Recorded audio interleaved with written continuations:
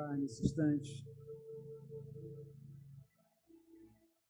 Louvado seja o nosso Deus. Levantai, ó portas, as vossas cabeças. O salmista, lá no Salmo 24, ele não estava obviamente falando de portas que abrem ou fecham lugares, mas estavam falando dos líderes, daqueles que exerciam liderança, que ficavam embaixo dos portais das entradas de Jerusalém, e ali eles julgavam as causas, ali eles emitiam os seus pareceres. Então, o que esse salmo está dizendo é: liderança de Deus, levantem a cabeça e olhem para Jesus. E esse ano também seja um ano que a gente olhe para Jesus o tempo todo, porque Ele, somente Ele, é o Rei da glória. Amém? Abra sua Bíblia, por gentileza, em Apocalipse, capítulo 2, a partir do versículo 8. Nós estamos, desde hoje de manhã, na verdade, nesta série que era algo que eu gostaria muito de já ter feito, mas por uma série de questões não foi possível antes, mas tudo de Deus tem o seu tempo, né? De fazer essa série de mensagens sobre as 7 igrejas do Apocalipse.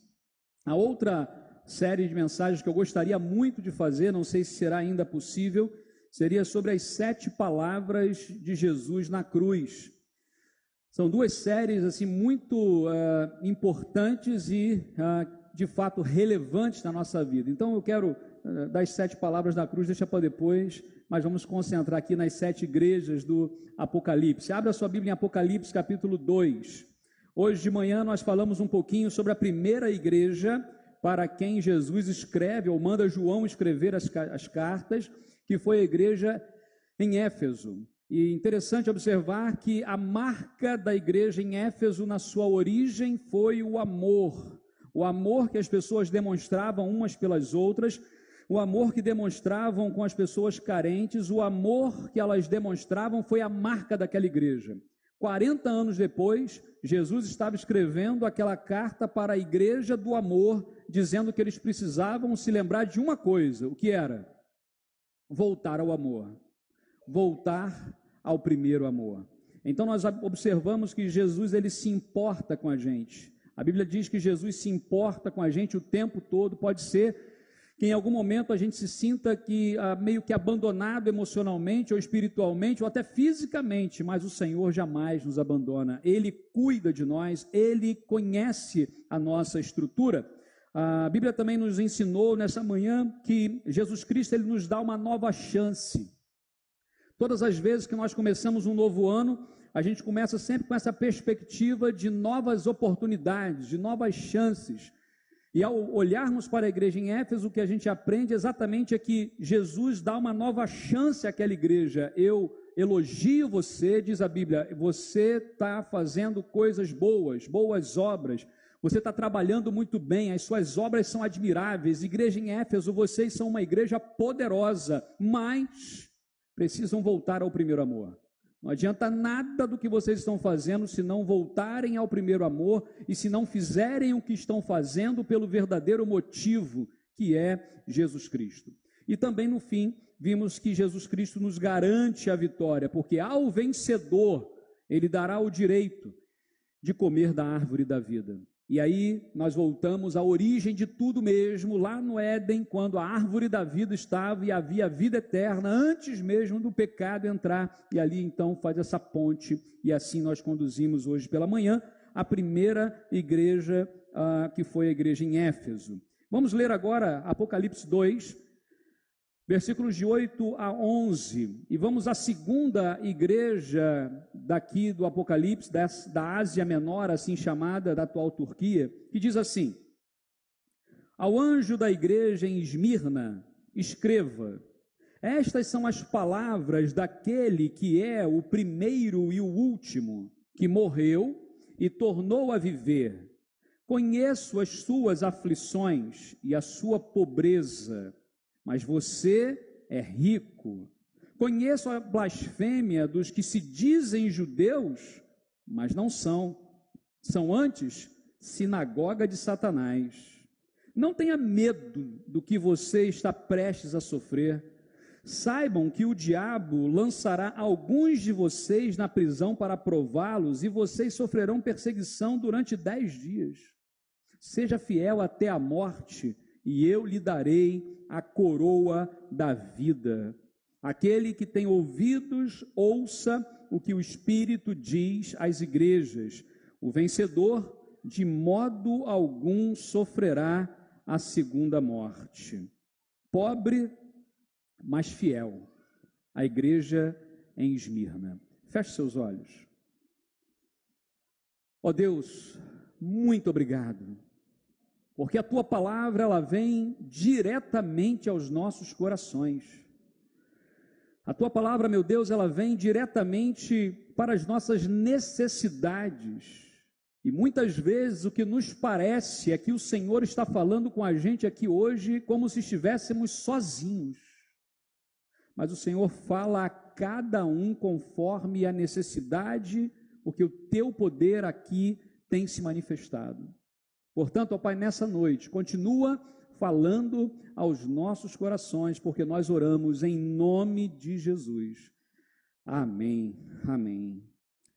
Iniciamos hoje pela manhã, então, essa série, Éfeso, a primeira cidade, ou a primeira igreja para a qual as cartas foram escritas, e vimos, então, literalmente, essa questão do amor. Quando olhamos agora para a igreja em Esmirna, vamos a algumas características dessa cidade e da carta que é escrita, então, para esta igreja em Esmirna. A primeira coisa é que hoje, obviamente, a cidade mudou de nome, não é mais Esmirna, mas muito parecido, Izmir, que é uma das cidades da Turquia. A única cidade, interessante esse dado, a única cidade das 7 que ainda tem gente morando hoje. Todas as outras cidades já não há mais moradores, são apenas ruínas. Mas Esmirna ainda há pessoas morando. Obviamente, cidades em cima de cidades foram reconstruídas, nas cidades mais modernas, mas sobre a mesma localidade. Uma cidade na época não era tão pequena assim, para a época, com cerca de 200 mil habitantes. Mais ou menos para a gente ter uma ideia, Cachoeiro de Itapemirim, a cidade onde eu estive antes de vir para cá, para a Vila da Penha, era uma cidade que tinha 220 mil habitantes. Então, se a gente parar para comparar, para a época, 200 mil habitantes era uma mega cidade. Era uma cidade muito grande e que, de fato, tinha uma importância naquela região, assim como as outras também. Ali, na cidade de Esmirna, havia o maior teatro da Ásia. O maior teatro da Ásia, na época, ficava em Esmirna. A gente vai ver que toda essa cultura romana, não é? E quem pôde, não sei se Josias lembra, nas viagens lá pelo Oriente Médio também, em cada cidade a gente vê resquícios da civilização romana. O que a gente via, basicamente? O teatro era uma marca, não é? Aquela coisa do teatro ali, e aquelas ruas do comércio, é uma marca do Império Romano. Você vê isso em todos os lugares por onde você vai, na Europa, na Ásia Menor, ali naquela região, na África, em alguns lugares, todo lugar você vê um pouco dessa marca. Esmirna era invejada pelo tamanho do seu estádio, era um estádio gigantesco, tinha uma biblioteca enorme, mas também tinha inúmeros templos pagãos. Era uma cidade literalmente helênica, não é? Grega, e com a mistura do grego e do romano, né? Do greco-romano, esse império que na época era tão forte. Um dos templos que se destaca naquela região é o templo de Zeus, o deus mais forte, o poderoso lá do Olimpo, assim na mitologia grega. Bom, naquela cidade também havia, assim como havia em Éfeso, o culto ao imperador, que era um culto obrigatório, ou seja, a pessoa podia escolher, eu vou servir ao deus A, ao deus B, ao deus C, é uma escolha, mas ao imperador era obrigatório. Então em Esmirna também, assim como em Éfeso, era obrigatório o culto ao imperador. Era uma cidade rica, comercialmente falando, uma cidade rica, poderosa. Se fôssemos dizer hoje, a maioria das pessoas tinham uma boa condição de vida, talvez classe média alta para cima. Havia, obviamente, mercadores e comerciantes, mas havia uma riqueza muito grande naquela cidade. Quais são as lições que a gente aprende. Algumas lições, mas talvez, assim como Éfeso, e vamos tentar sempre ligar a carta ou a cidade a uma palavra, fica mais fácil. Por exemplo, Éfeso, qual é a palavra? Amor.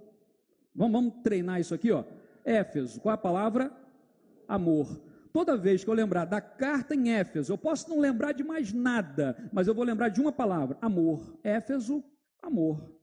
Qual é a palavra que definiria, que talvez não definiria, mas que simplificaria Esmirna? A palavra é fidelidade. Era uma igreja fiel. Então vamos tentar aqui, ó. Éfeso, amor. Esmirna, fidelidade. Fidelidade. Então, amor e fidelidade. Vamos lá. Quando uma igreja é fiel, primeira coisa que nós aprendemos na palavra de Deus, ela recebe o consolo que vem de Jesus. Versículos 8 e 9. Vamos reler esses versículos. Diz assim a palavra de Deus: estas são as palavras daquele que é o primeiro e o último, que morreu e tornou a viver. Conheço suas aflições e sua pobreza, e vai terminar no versículo 9 dizendo a blasfêmia. Houve aqui, meus irmãos, uma grande perseguição aos cristãos.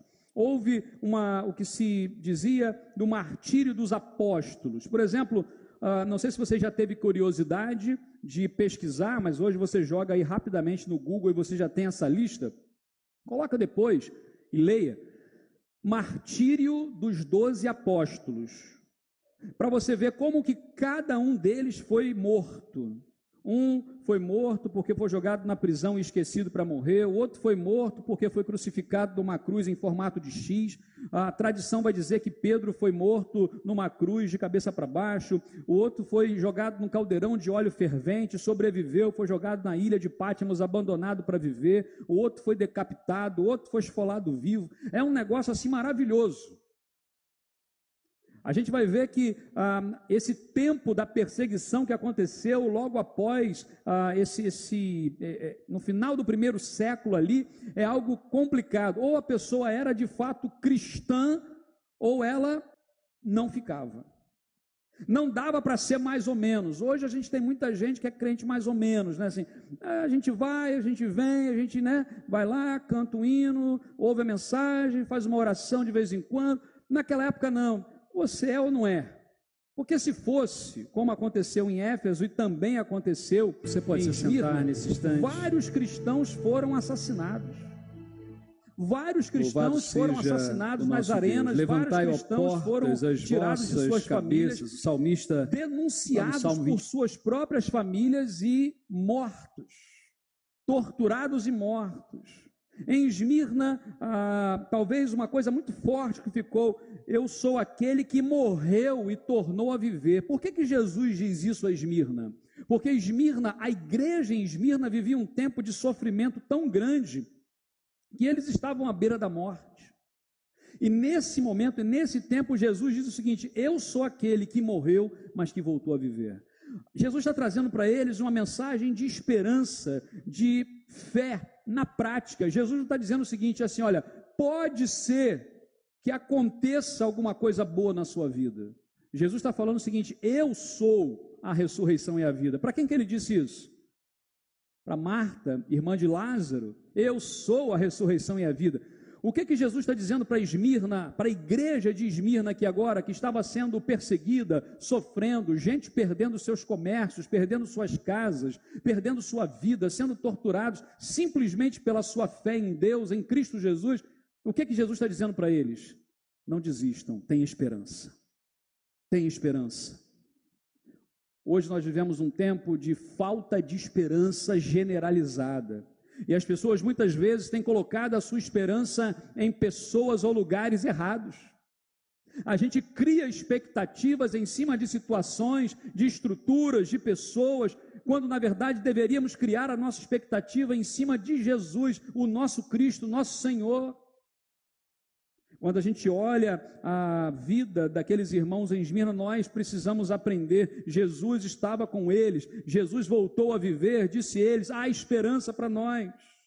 Mais uma vez, Jesus diz, eu conheço Assim como ele disse para Éfeso, ele diz para Esmirna: eu conheço vocês, eu conheço a vida de vocês, eu conheço a história de vocês. Ele vai escrever ao anjo, à liderança daquela igreja, ele vai elogiar aquela igreja. Aliás, Esmirna e Filadélfia são as únicas igrejas que não vai ter admoestação, bronca, só vai ter elogio.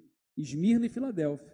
Todas as outras, tem uma lá que a gente vai ver que só tem a admoestação, né? Só tem puxão de orelha. Mas as outras, elas têm uma exortação e tem um elogio. Esmirna só tem elogio. Isso é um dado interessante. O que Jesus conhecia daquela igreja? Jesus diz: eu conheço vocês. O que ele conhecia? Então diz a Bíblia, ela vai nos falar. Primeiro, conhecia suas aflições. Tem horas que a gente fica abatido, é verdade. Então, somos humanos. Quem não é humano não se abate, quem é humano se abate. Não podemos permanecer, não podemos nos entregar, essa é uma questão. Mas as aflições, elas existem, elas vêm, e elas machucam muitas vezes, mas a Bíblia nos fala que Jesus diz assim: eu conheço as suas aflições, eu conheço as aflições que você passa em família, eu conheço as aflições que você passa na sua casa. Você acha que está passando despercebido, que ninguém está vendo. Jesus está vendo, Jesus conhece, ele conhece as aflições dos governos, ele conhece o que estava se passando naquela época, naquela estrutura política, econômica, social, e conhece hoje a nossa estrutura. Jesus conhece o que as pessoas estavam falando uma das outras. Jesus conhece. Jesus conhece a gente, mesmo quando a gente relaxa. Já viu quando a gente está junto com outras pessoas, normalmente o nosso comportamento ele é alterado.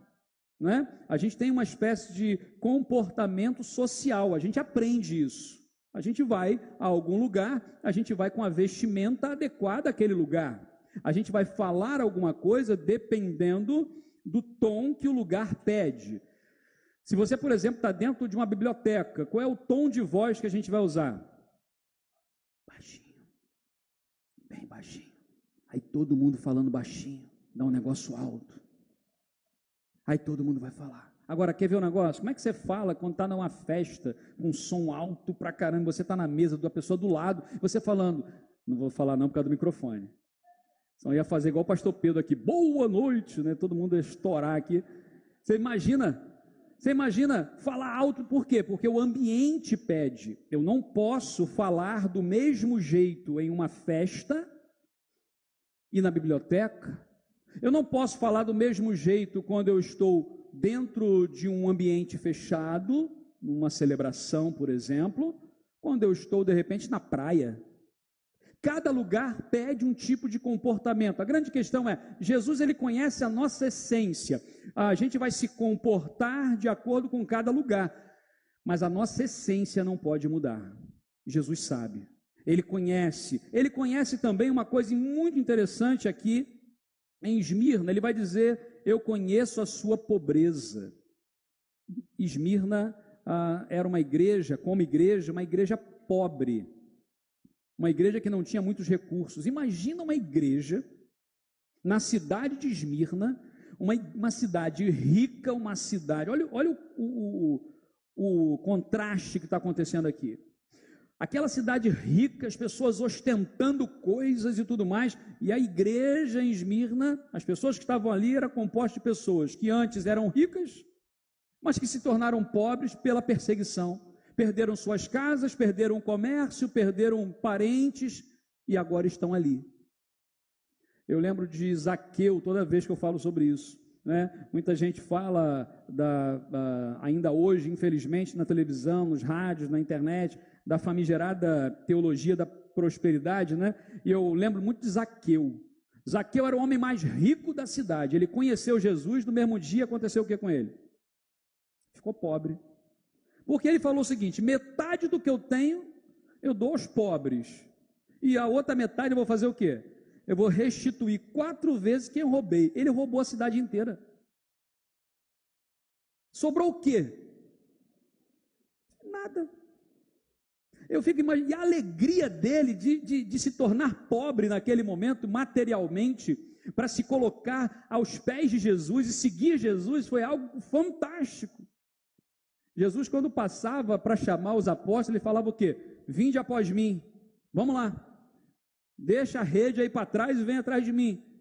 Pedro tinha barco, era patrimônio, ele tinha ele largou tudo, seguiu Jesus. Quantas vezes nós estamos tão amarrados a questões materiais? Não estou dizendo dinheiro, veja bem, só o dinheiro. A Bíblia diz que o amor ao dinheiro é a raiz de todos os males. Não está dizendo que o dinheiro em si é ruim ou bom. Não. Abrão, por exemplo, era um homem milionário e foi usado por Deus de uma forma extraordinária. A grande questão é como nós estamos nos apegando às coisas materiais. Qual o nosso desprendimento? Tem um jargão que se usa aí numa propaganda que fala desapega, né? E tem gente que, na verdade, só desapega daquilo que acha que pode trocar por algo melhor, porque já esgotou o seu uso para si. Mas e quantas vezes nós chegamos ao final do ano, e uma vez uma pessoa estava mostrando, né, que os filhos, na verdade, já grandes, mas guardava todo o enxoval de bebês ainda guardado. Eu falei, mas tanta gente precisando, vamos doar esse negócio aqui. Uma das coisas que a gente fazia com nossos filhos quando eram pequenos era no final do ano. Separa aí os brinquedos que vocês precisam doar. E aprender a doar, aprender a entregar as coisas que são suas. Gente, é um negócio impressionante. Como é difícil. A gente cada vez mais tem pessoas que são acumuladoras. Acumuladoras. Eu já falei isso uma vez, quando a gente vai fazer mudança, eu não sei você, mas quando a gente faz uma mudança, a gente descobre quanta coisa que a gente guarda sem necessidade. Quanta coisa. Uma vez eu cheguei a queimar, quantos sacos de lixo lá? Eu sei que eu comecei a pegar, gente, eu era tão paranoico com esse negócio de pagar uma conta e depois alguém me cobrar e eu não ter o comprovante, que eu guardava a conta de coisa de 15 anos. Depois eu fui saber que só precisava de 5, né? Caso precise alguma coisa. Hoje em dia é tudo eletrônico, né? Nem mais precisa desse negócio. A maioria das minhas contas hoje são tudo eletrônicas, online, por e-mail. Eu não quero mais papel, aquela coisa toda. Tenho horror a papel, irmão Ricardo sabe disso. Não gosto de papel. E aí, gente, eu queimei, acho que foi 2 sacos, se eu não me engano, daquele de lixo, aquele grandão. 2 sacos de papel cheio de fatura de cartão de 15 anos atrás, de conta de luz, numa casa que eu já tinha morado há não sei quanto tempo. E por que eu estou guardando isso? Imagina quanta coisa a gente guarda no nosso coração, a gente guarda na nossa bagagem, na vida, que não precisava guardar. Imagina a oportunidade que a gente tem no início de um ano como esse, de falar assim, Senhor, essas coisas eu estou deixando em 2018. Para 2019 eu não quero carregar esse negócio nas minhas costas. Eu não quero carregar esse peso, eu quero me livrar disso. E muitas vezes se livrar significa liberar perdão. E liberar perdão até para quem não pediu. Em nome de Jesus, está perdoado, está perdoada. Amém? É liberar o perdão, porque quem fica pesado é a gente. Quem passa mal é a gente, eu posso dizer isso. Quando a gente libera o perdão, Senhor, liberta, e nós ficamos mais leves. Aquela igreja era pobre, mas Jesus, ele fala o que para aquela igreja? Vocês são pobres, mas vocês são ricos. Vocês são ricos. Jesus conhece também a blasfêmia. Quando não se tem do que acusar, inventa-se. A igreja em Esmirna, na verdade a cidade de Esmirna, acusou os cristãos de lá de várias coisas para condená-los. Por exemplo, não podia chegar para o camarada e falar assim, estou te condenando porque você é honesto. Eu estou te condenando porque você fala a verdade. Não tem como. Jesus, por exemplo, quando foi condenado, houve uma articulação, houve mentira para que Jesus fosse condenado. Mudaram as palavras de Jesus, distorceram as palavras para que ele fosse condenado. Lembra disso? Em Esmirna não foi diferente. Sabe do que algumas coisas apenas, não dá para falar tudo, mas os irmãos em Esmirna, alguns deles foram mortos por isso, foram acusados de canibalismo, que eram canibais, comiam outros seres humanos. Sabe por quê? porque eles celebravam a ceia do Senhor, comiam a carne e bebiam o sangue. Olha só, pegaram isso, literalizaram e disseram: são canibais, condena. Condena. Outra coisa que eles foram condenados ou acusados, foram acusados de serem praticantes de orgias em público. Como assim? Porque eles tinham uma celebração semanal que eles chamavam a festa do amor, a festa ágape, né? Que era, na verdade, aquilo que antecedia a celebração da ceia. Eles celebravam a ceia toda semana, e aí um tempo antes eles faziam uma festa, como é que se fala? Um junta-panela, né? Você trazia alguma coisa da sua casa, o outro trazia, eu levava também, a gente juntava e fazia aquela festa do amor. E eles pegaram a palavra destacada e falaram: são praticantes de orgia, vamos condenar essa turma. Foram acusados também de destruir famílias, porque eles diziam que, servindo a outros deuses e não adorando o imperador, eles estavam dividindo a família, e isso não era bom para a sociedade. Então foram acusados de destruir famílias. Eles lutavam pelas famílias. Como assim destruir famílias? Foram acusados daquilo que eles defendiam. Foram acusados também até mesmo de ateísmo. Não podiam ser ateus, porque como eles não adoravam ao imperador e nem a uma imagem que estava ali, vocês adoram quem? Não, adoramos a Jesus. Cadê ele? Cadê a imagem dele? Não tem. Então vocês são ateus. Mata. Você vai percebendo, eles foram acusados de traição, foram acusados de serem incendiários. Foram acusados de serem incendiários, porque pregavam que o mundo vai acabar em fogo. Quando eu era criança, tinha um cântico, Zé Carlos deve lembrar dessa, que era que era aquele assim: quando essa terra for pegar fogo, aonde é que você vai morar? Alguém lembra desse? Não. Quando essa terra for pegar... Alô, Samuel já dá. Toca até na gaita aqui, vem. Quando essa terra for pegar fogo, aonde... pastor Jean, não me deixa sozinho nessa não, rapaz. Natan, nada, Natan. Demétrios.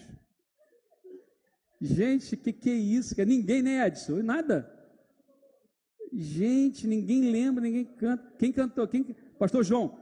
Ô, pastor João, aí, João, aí sim, hein? Aí, pastor Jean, Demétrio, Natan, nem precisam vir trabalhar amanhã mais. Aí sim, me deixaram mal, rapaz, né? Eu sei que a gente cantava, né? Eu ficava: quando essa terra for pegar fogo, onde é que você vai morar? Eu vou com Jesus, eu vou com Jesus, eu vou com Jesus morar, no céu morar, alguma coisa assim. Gente, eu era criança, eu lembro desse negócio, né? Não estou doido ainda não. E é interessante a gente observar que eles foram acusados de serem incendiários, porque pregavam que o mundo não acabará mais em água, mas acabará em fogo. Olha que coisa. O que tudo isso está nos ensinando aqui? A gente muitas vezes pode ser acusado de alguma coisa que a gente não é. A gente pode ser acusado de uma coisa que a gente nunca fez, que a gente nunca sentiu, nunca desejou. Mas a grande questão é: você sabe quem você é diante de Deus? Amém?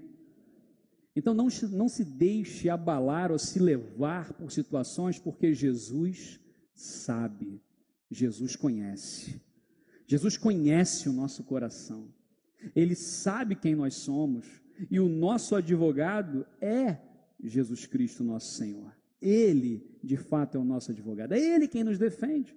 Jesus, quando estava sendo levado ali para ser morto e crucificado, o que Jesus fez? Ele bateu boca com todo mundo? Está aí um grande aprendizado. Jesus, diz a Bíblia que Jesus, como a ovelha sendo levada para o matadouro, ele ficou quieto. Como eu gostaria de ter ficado quieto algumas vezes na minha vida.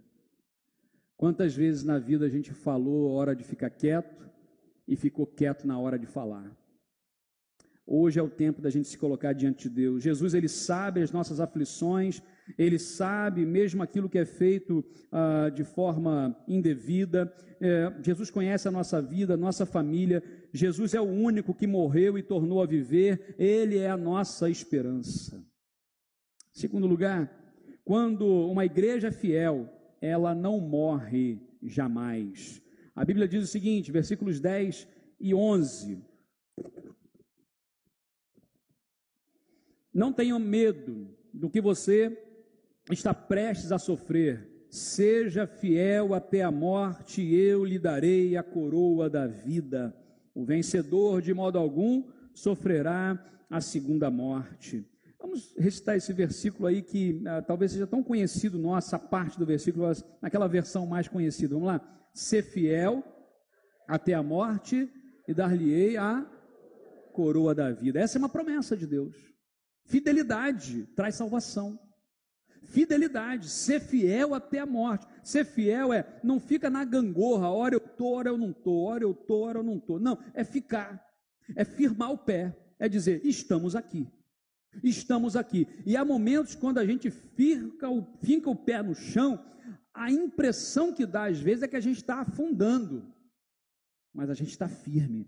Já viu quando você está na praia? Essa é uma experiência agora interessante. Quando você está na praia, né? E aí você fica com o pé parado ali. E a onda vem e vai, e vem e vai, e vem e vai. Daqui a pouco você está com areia no tornozelo.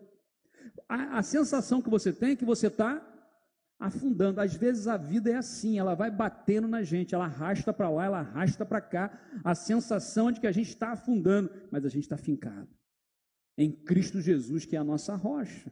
Jesus, ele não apenas fala filosoficamente ou figuradamente, mas Jesus fala de verdade, da vida. Ele diz, eu sou o caminho, a verdade e a vida. Ele é o caminho, ele é a verdade, ele é a vida. Aqui há 3 coisas aqui que nós precisamos destacar, 3 imperativos. Ele vai dizer, não temam, confiar em Deus sempre, não temer homens ou intenções maliciosas. O que Jesus está dizendo é o seguinte, vocês vão passar por dificuldades, vão, a Bíblia diz, no mundo tereis aflições, mas tem de bom ânimo, porque eu venci o mundo. Nesse ano de 2019, a gente vai passar por muita coisa. Algumas aflições, elas virão, não tem jeito. O mundo é assim, a vida é assim, não dá para dizer que vai ser um mar de rosas, não. A coisa vai estar apertada muitas vezes, mas a Bíblia nos fala, não tenham medo, não temam, continuem firmes, focam em Jesus, olha para Cristo. Na hora que a coisa estiver complicada, olha para Jesus, permanece com o olhar nele e vai em frente.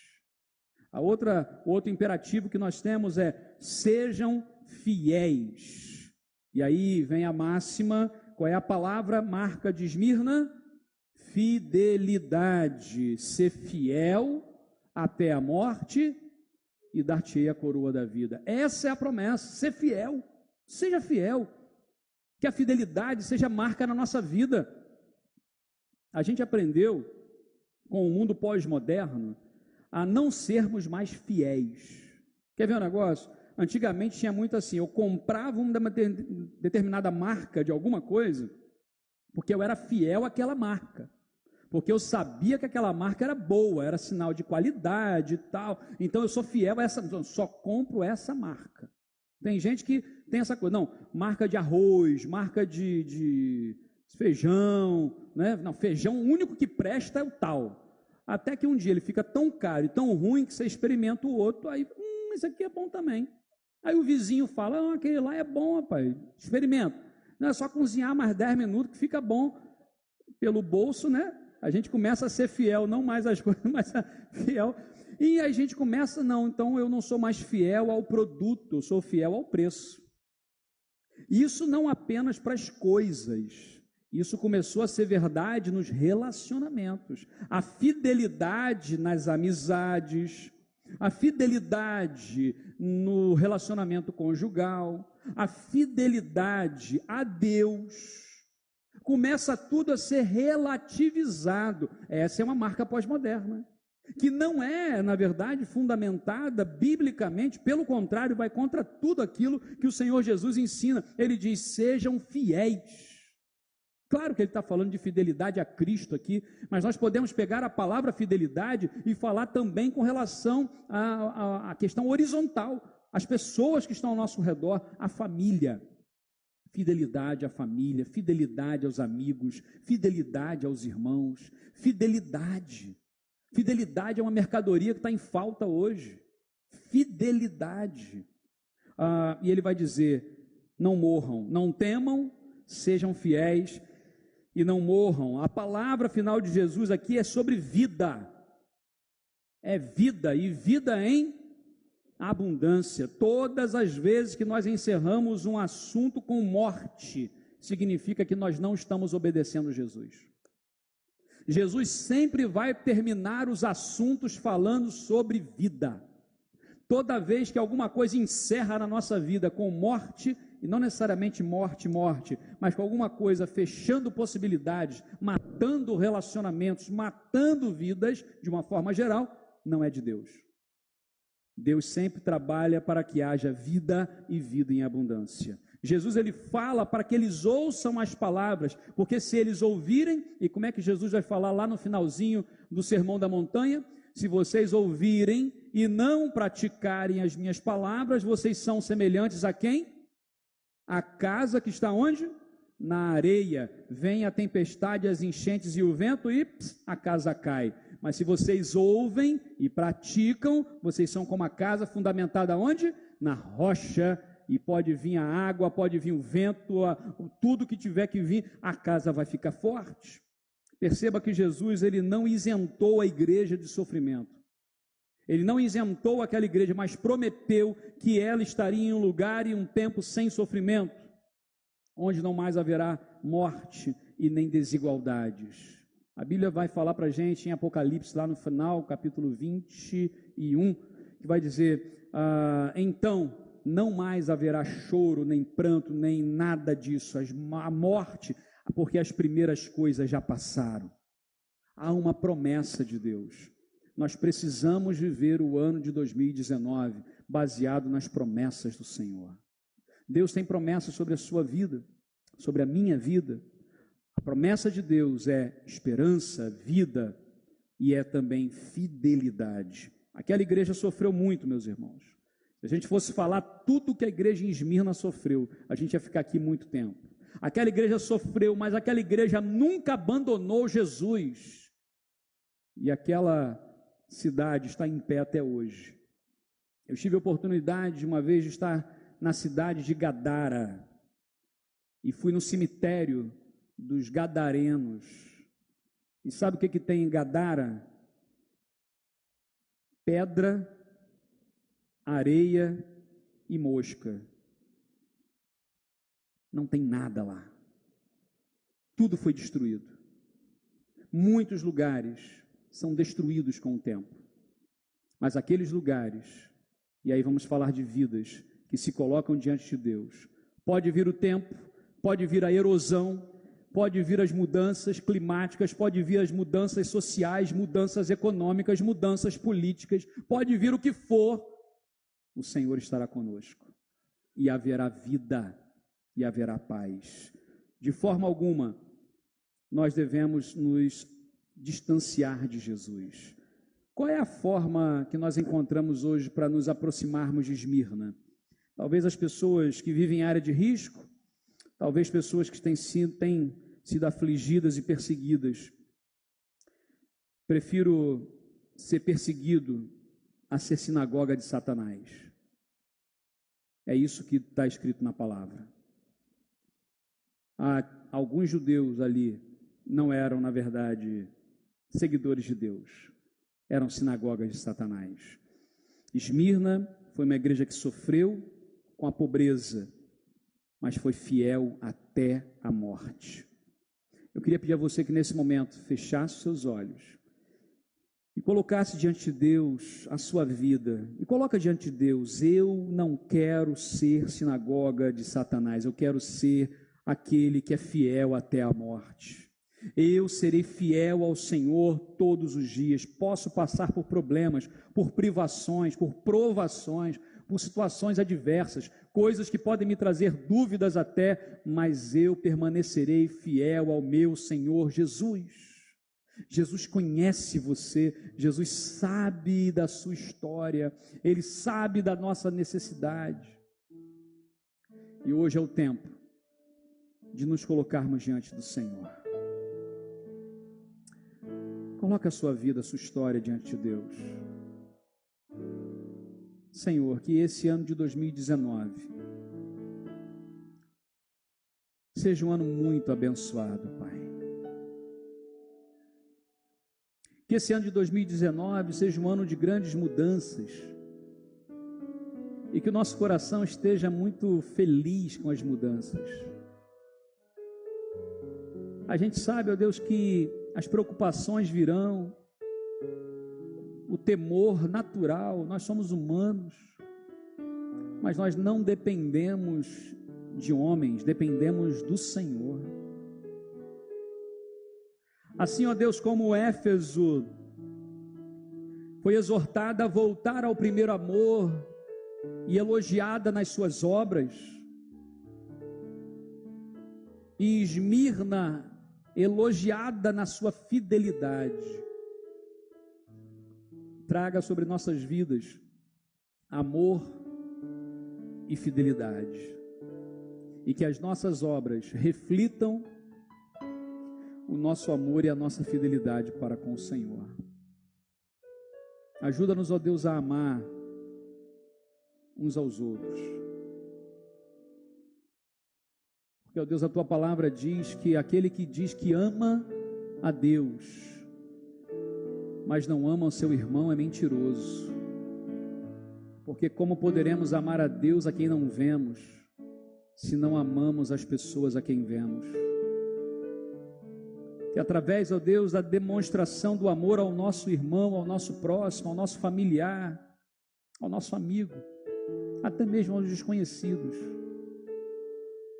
que as pessoas possam ver Jesus em nós.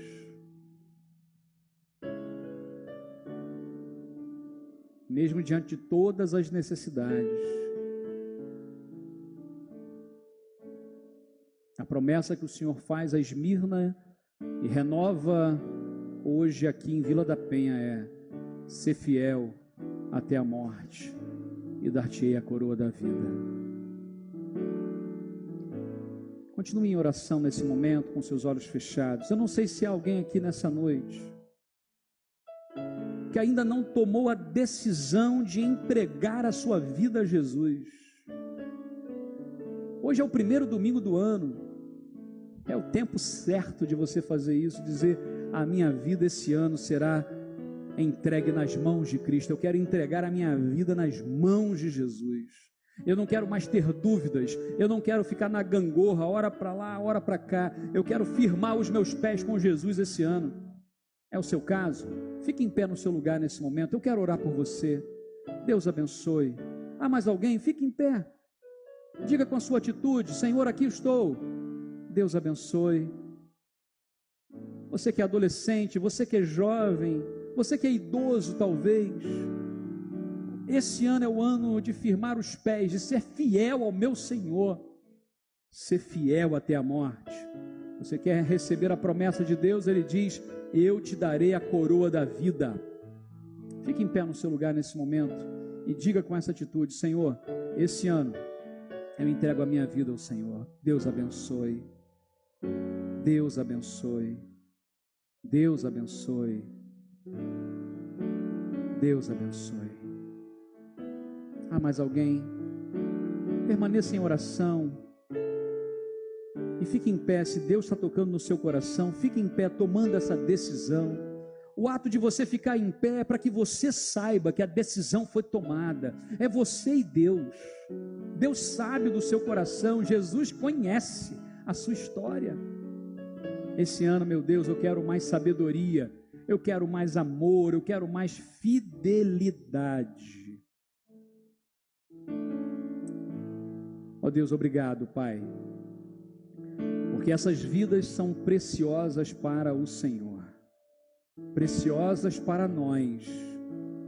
Ajuda-nos, ó Deus, a amá-los e a que eles também amem uns aos outros. E nós sejamos fiéis ao Senhor, ó Pai.